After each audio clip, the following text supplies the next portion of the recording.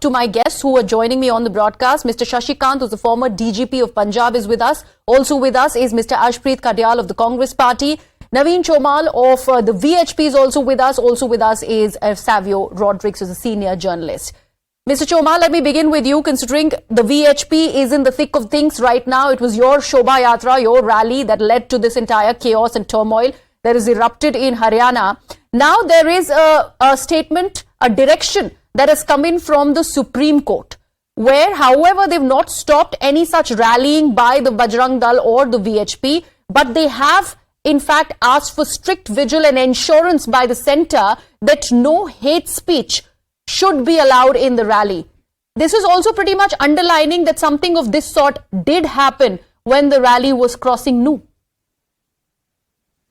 Supreme Court is on absolutely wrong direction, and they are trying to, give support to the arsonists. The excuse being given by the arsonists, that is not the cause. This particular region, Nuh Mewat, has become the ghetto of Muslims and a hub of the anti-national and criminal activities. Like earlier in Meerut, all the stolen vehicles used to be sold over there. Same Mewat has been the place. Ultimately, when Yogi Adityanath called in the Meerut, and Meerut is free from those criminal activities, this particular belt Nuh has become the criminal activity hub. And not only of stolen vehicles, but it has been of the cyber crimes also. No, Mr. Chomal, what is the point in making blanket statements like this? I am asking you something. It has been underlined by the APS Court of the country, saying that the court has got it wrong, sir. Please appreciate your channel. Does it have the record? 3 months back, more than 5,000 police officers had taken a big raid on that particular area, and hundreds of Muslim people were arrested for the cyber crimes. So their backbone was destroyed.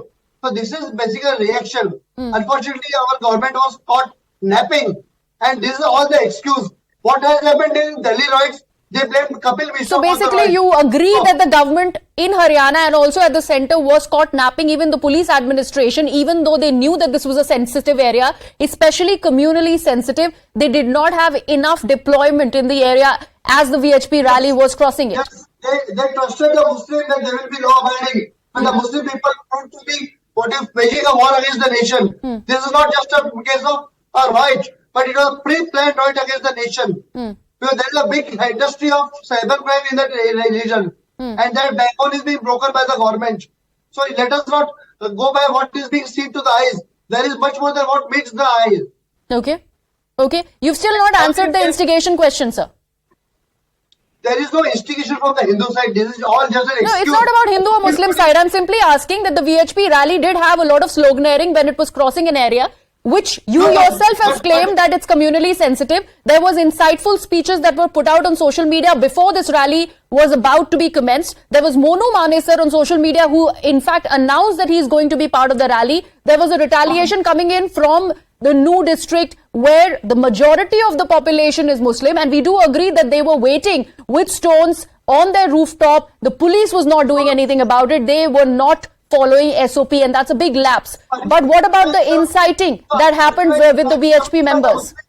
Only because Monu Manesar announced that he will be joining the rally, they could have informed the police. Are you justifying what Muslims did? Is the Supreme Court justifying? No, absolutely not. So I can't answer for the Supreme Court. I can't answer for the Supreme Court, but you can't be casting aspersions on the APS Court of the country. Let me actually bring in APS Khadial first. All right, so let me get in a perspective, Mr. Chomal. APS, you have heard member of the VHP.